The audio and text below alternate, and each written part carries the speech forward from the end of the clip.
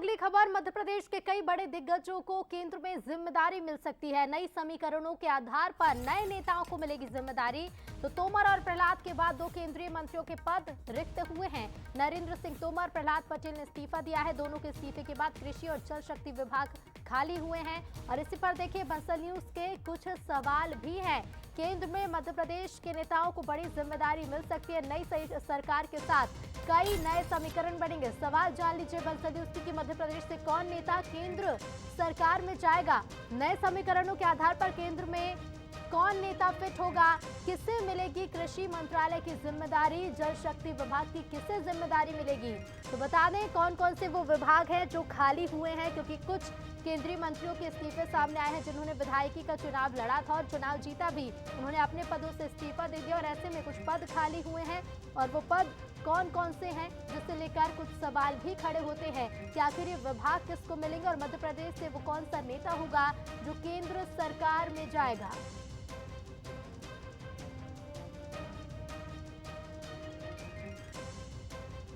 तो अब केंद्र में कौन होगा फिट और कौन होगा वो मध्य प्रदेश का नेता जिसे केंद्र में जिम्मेदारी सौंपी जाएगी और विभाग सौंपा जाएगा। नए समीकरणों के आधार पर केंद्र में कौन नेता फिट होगा। निश्चित रूप से मैं अभी कुछ देर बाद मंत्रिपरिषद से भी इस्तीफा दूंगा। तो हम उम्मीद करें कि मध्य प्रदेश में। धन्यवाद। तो देखिए जहां सांसदों ने इस्तीफे दे दिए हैं, जिसके बाद ये जो पद है ये खाली हुए हैं। अब इनके बाद जो विभाग खाली है उस पर बंसल न्यूज से कुछ सवाल भी होते हैं कि कौन से नेता केंद्र सरकार में जाएंगे जिन्हें बड़ी जिम्मेदारी सौंपी जा सकती है, किसे जगह दी जाएगी केंद्र सरकार में। तोमर और प्रहलाद के बाद दो केंद्रीय मंत्रियों के पद खाली हुए हैं। बता दें नरेंद्र सिंह तोमर, प्रहलाद पटेल जो केंद्र के मंत्री थे, दोनों के इस्तीफे के बाद कृषि विभाग और जल शक्ति विभाग रिक्त हुए हैं।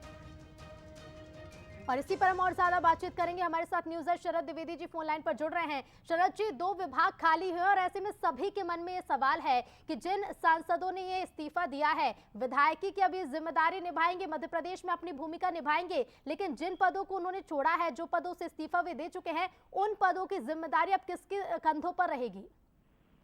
देखिए, ये तो कहना अभी बहुत मुश्किल है कि वो दायित्व अब कौन संभालेगा, लेकिन इसके दो इंटरप्रिटेशन बहुत साफ है कि पहला तो ये है कि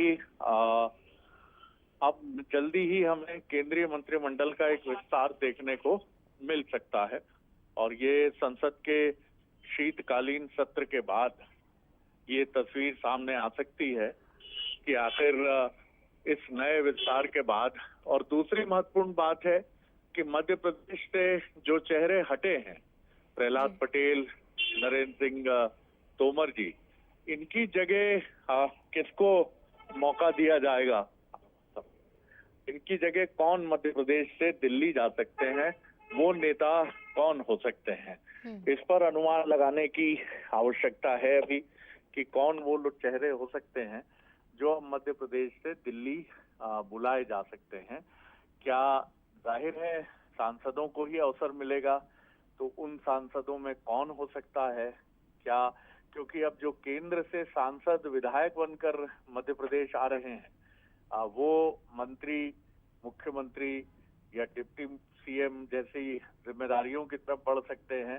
तो यहाँ से कुछ बड़े चेहरों को जाहिर तौर पर दिल्ली भेजा जा सकता है जो बड़े पदों की रेस में शामिल माने जा सकते हैं। तो आने वाला राजनीति का जो 1-2 महीने का समय है, वो नए वर्ष की गतिविधियों के बीच में काफी महत्वपूर्ण होगा, क्योंकि इसमें मध्य प्रदेश से भी कुछ चेहरे अब हमें मंत्री के तौर पर दिल्ली में दिखेंगे और दिल्ली से मध्य प्रदेश आने वाले चेहरे जो हैं, यहाँ बड़ी भूमिकाओं में बीजेपी में नजर आएंगे। जी हाँ, बिल्कुल बिल्कुल शरद जी, क्योंकि नई सरकार के साथ नई समीकरण बनते भी अब केंद्र में और राज्य में नजर आएंगे। फिलहाल शुक्रिया आपका तमाम बातचीत के लिए।